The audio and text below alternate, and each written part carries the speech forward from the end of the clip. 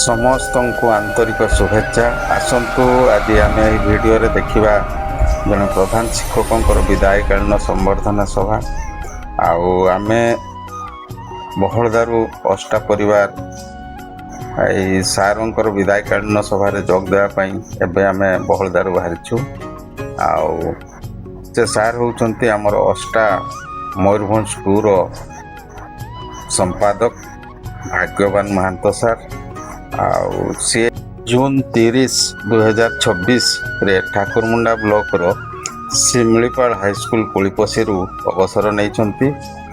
ଆମର ଅଷ୍ଟାରେ ଜଣେ ସୁଦକ୍ଷ କର୍ମୀ ଥିଲେ, ଜଣେ ଭଲ ପ୍ରଧାନ ଶିକ୍ଷକ ସହିତ ସେ ବିଭିନ୍ନ ସ୍କୁଲର ବହୁତ କିଛି ନୂତନ ଚିନ୍ତାଧାରା କରିକି ଆଉ ଗଠନମୂଳକ କାର୍ଯ୍ୟ କରିକି ନିଜକୁ ସେ ଅଞ୍ଚଳରେ ପରିଚିତ କରିପାରିଛନ୍ତି।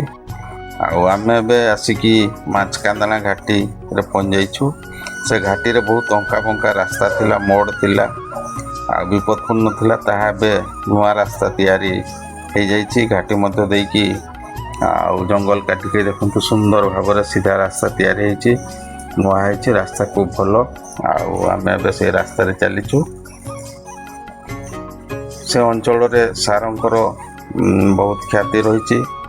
ଆମର ମୟୂରଭଞ୍ଜ 2 ଅଷ୍ଟାର ସିଏ ଆମର ବିଗତ 3 ବର୍ଷ ହେଲା ସମ୍ପାଦକ ଥିଲେ। ଅଷ୍ଟା ପାଇଁ ଏବଂ ଶିକ୍ଷକମାନଙ୍କର ସମସ୍ୟା ପାଇଁ ସେ ବହୁତ ଥର ତାଙ୍କର ଦୃଢ଼ ମତ ସରକାରଙ୍କ ନିକଟରେ ରଖିକି ଶିକ୍ଷକମାନଙ୍କର ପାଇଁ ଏବେ ଆମେ ବିଦ୍ୟାଳୟରେ ପହଞ୍ଚି ଯାଇଛୁ। ଏବେ ବେଦ ମନ୍ତ୍ର ଧ୍ୱନି ଉଚ୍ଚାରଣ କରିକି ସଭା କାର୍ଯ୍ୟ ଆରମ୍ଭ କରାଯାଉଛି। ଦେଖନ୍ତୁ, ଖୁବ ଭଲ ଲାଗିବ।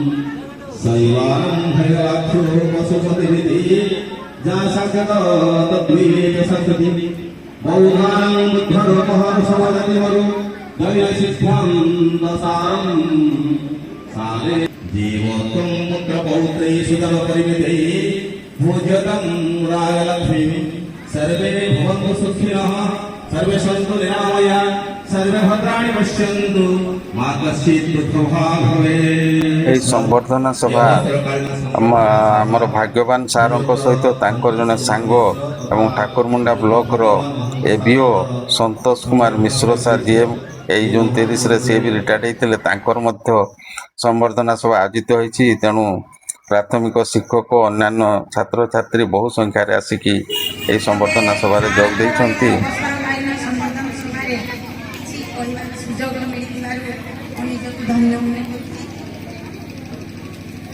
ଆମେ ଜାଣୁ ପ୍ରକୃତିର ନିୟମ ସମସ୍ତଙ୍କ ପାଇଁ ବନ୍ଧା। ଜନ୍ମ ମାତ୍ରକେ ମୃତ୍ୟୁ ଧ୍ରୁବ ସତ୍ୟ ଏବଂ କର୍ମମୟ ଜୀବନ ଆରମ୍ଭ ଅବସରକାଳୀନ ସଭାରେ ଦୁଃଖର ସଭା ବୋଲି ମୁଁ ଏହାକୁ ଆଦୌ ବିଶ୍ୱାସ କରେନି। ଆମେ ଗୋଟିଏ ଅନୁଷ୍ଠାନରୁ ଆମ କର୍ମମୟ ଜୀବନ ଅବସର ନେଲେ ମଧ୍ୟ ଶିକ୍ଷକମାନେ ଏହି ହେଉଛି ଗୁରୁ ଶିଷ୍ୟ ପରମ୍ପରା। ଶିକ୍ଷକ ଜୀବନରେ ଛାତ୍ରଛାତ୍ରୀଙ୍କୁ ବଢ଼ିବା ପାଇଁ ଯେଉଁ ଉଦ୍ୟମ କରିଥାଉ, ତାର ଫଳ କେବଳ ଛାତ୍ରଛାତ୍ରୀମାନଙ୍କର ଭଲ ପାଇବା, ତାଙ୍କର ଆମ ପ୍ରତି ଶ୍ରଦ୍ଧା, ତାହା ହିଁ ଆମର ସବୁଠୁ ବଡ଼ ମୂଲ୍ୟବାନ ସମ୍ପଦ। ଏବଂ ବିଦାୟ ବେଳେ ଛାତ୍ରଛାତ୍ରୀମାନଙ୍କର ଯେଉଁ ଆବେଗ, ଯେଉଁ ଭାବାପୂର୍ଣ୍ଣ ପରିବେଶ ସୃଷ୍ଟି କରନ୍ତି, ଯେଉଁ ଗୀତ ଗାଆନ୍ତି, ଯେଉଁ ବିଦାୟ ସମ୍ବର୍ଦ୍ଧନା ଜଣାନ୍ତି, ତାହା ଜୀବନରେ ଏକ ଅଭୁଲା ସ୍ମୃତି ହୋଇ ରହିଯାଏ। ଉପହାର ତ ନାମକ ମାତ୍ର। ଛାତ୍ରଛାତ୍ରୀମାନଙ୍କ ମଧ୍ୟରେ ଯେଉଁ ଭାବାବେଗ ପରିଲକ୍ଷିତ ହୋଇଥାଏ, ତାହା ଭାଷାରେ ବର୍ଣ୍ଣନା କରିବା ଉଚିତ। ଜଣେ ଦକ୍ଷ ଶିକ୍ଷକ ହିସାବରେ ଭାଗ୍ୟବାନ ସାର୍ ଏବଂ ମିଶ୍ର ସାର୍ ଯେଉଁ ଛାତ୍ରଛାତ୍ରୀ ନିଜର ସହକର୍ମୀ ବିଭିନ୍ନ ପ୍ରକାର ଚାକିରିଆ ସୃଷ୍ଟି କରୁଛନ୍ତି, ସେମାନେ ଆସିକି ସେମାନଙ୍କୁ ଯେଉଁ ଭାବପୂର୍ଣ୍ଣ ସମ୍ବର୍ଦ୍ଧନା ଜ୍ଞାପନ କରୁଛନ୍ତି, ତାହା ଖୁବ୍ ହୃଦୟସ୍ପର୍ଶୀ। ଦେଖନ୍ତୁ ସେମିତି ତାଙ୍କର ପ୍ରିୟ ଶିକ୍ଷକଙ୍କୁ ବିଦାୟ ସମ୍ବର୍ଦ୍ଧନା ଜଣାଉଛନ୍ତି। ଖୁବ୍ ଭାବପୂର୍ଣ୍ଣ ଭାବଗର୍ଭକ ଏହା ନିଶ୍ଚିତ ଭାବରେ।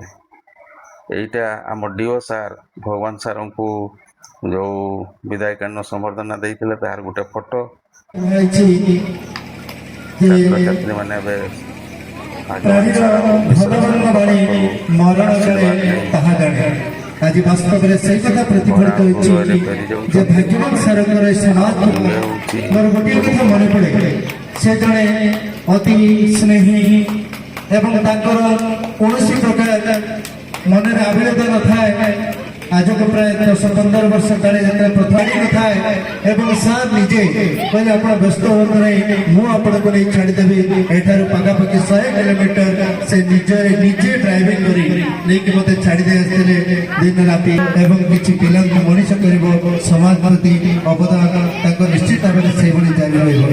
ତେଣୁ ବର୍ତ୍ତମାନ ମୁଁ ଅନୁରୋଧ କରିବି ଏହି ବିଦ୍ୟାଳୟର ଯେଉଁ ଛାତ୍ରଛାତ୍ରୀମାନେ ଯେଉଁମାନେ କି ବିଦାୟ କାଳୀନ ସଙ୍ଗୀତ ପରିବେଷଣ କରିବେ ତାକୁ ଅନୁରୋଧ କରିବେ।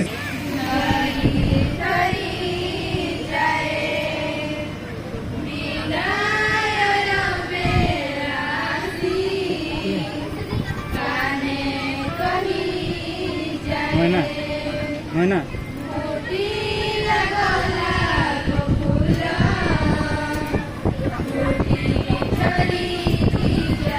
ଏହି ଦୁଇ ମହାନ ଶିକ୍ଷକ ତାଙ୍କର ଅବସର ପରବର୍ତ୍ତୀ ଜୀବନ ଶାନ୍ତିରେ, ଆନନ୍ଦରେ ଏବଂ ନିରୋଗ ରହିକି ଦେଶ ସେବା କରନ୍ତୁ।